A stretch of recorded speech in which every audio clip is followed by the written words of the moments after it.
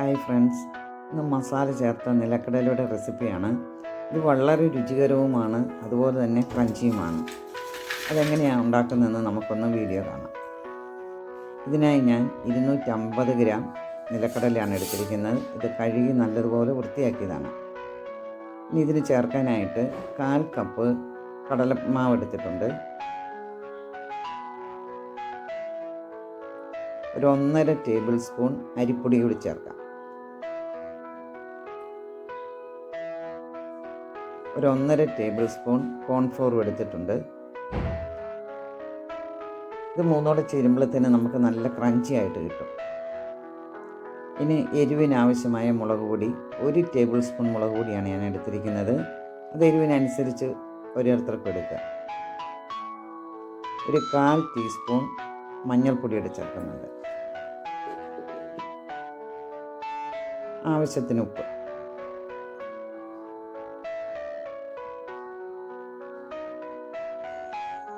ഒരു 1/2 ടീസ്പൂൺ പെരിഞ്ജീരകം പൊടിച്ചോടെ ചേർക്കുക. നല്ലതുപോലെ ഒന്ന് മിക്സ് ചെയ്യുക.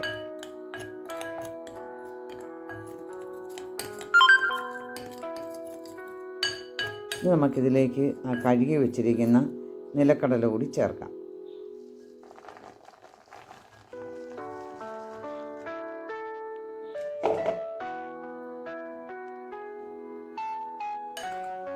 ഞാൻ ഒന്നുകൂടെ മിക്സ് ചെയ്യല്ല.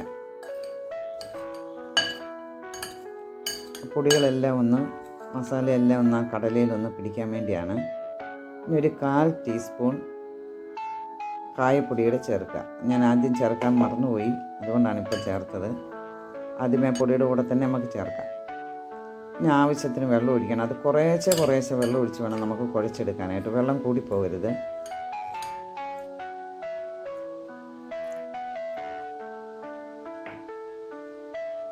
കുറച്ച് വെള്ളമോടെ വേണം.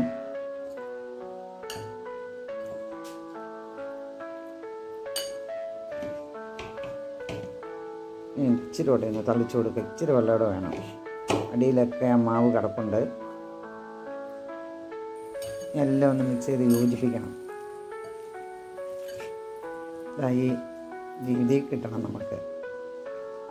ഇനി ഞാൻ കുറച്ച് വെളുത്തുള്ളി വറുത്തെടുക്കുന്നുണ്ട്. ഇനി ജിഞ്ചർ ഗാർലിക് പേസ്റ്റ് വേണമെങ്കിൽ നമുക്കിത് അതിൻ്റെ കൂടെ ആദ്യമേ ചേർക്കാവുന്നതാണ്. എനിക്കിങ്ങനെ വെളുത്തുള്ളി തന്നെ വറുത്തിടുന്ന ഇഷ്ടമായതുകൊണ്ട് ഞാൻ അങ്ങനെയാണ് ചെയ്യുന്നത്. വെളുത്തുള്ളി എല്ലാം മൂത്തിട്ടുണ്ട്. ഒരു ഗോൾഡൻ ബ്രൗൺ ആയാൽ മതി. നമുക്ക് കോരിയെടുക്കാം.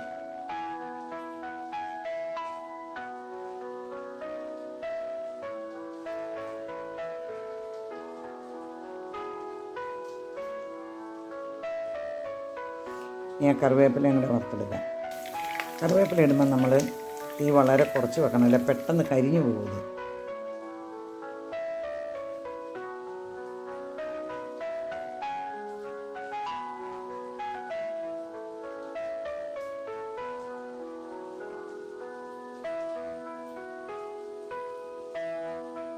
ഇനി നമ്മുടെ നിലക്കടല ഇതിലേക്കിടാം.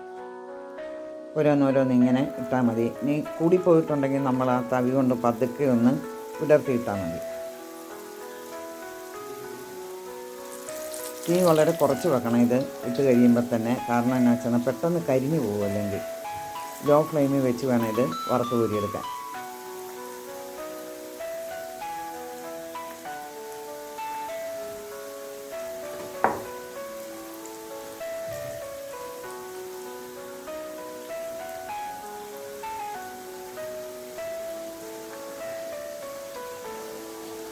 അത് മൂത്തിട്ടുണ്ട്.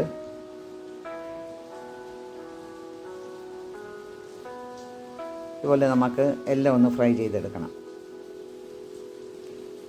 ലോ ഫ്ലെയിമിൽ തന്നെ വേണം, അല്ല പെട്ടെന്ന് കരിഞ്ഞു പോകുന്നത്.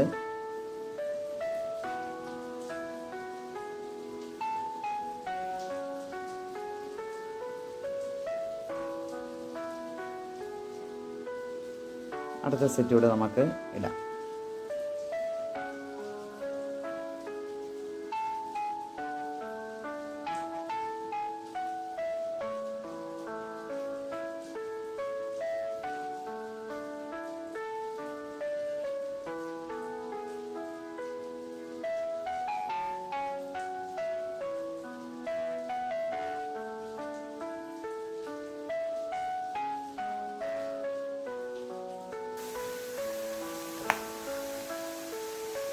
അതും ഫ്രൈ ആയി നമുക്ക് കോരിയെടുക്കാം.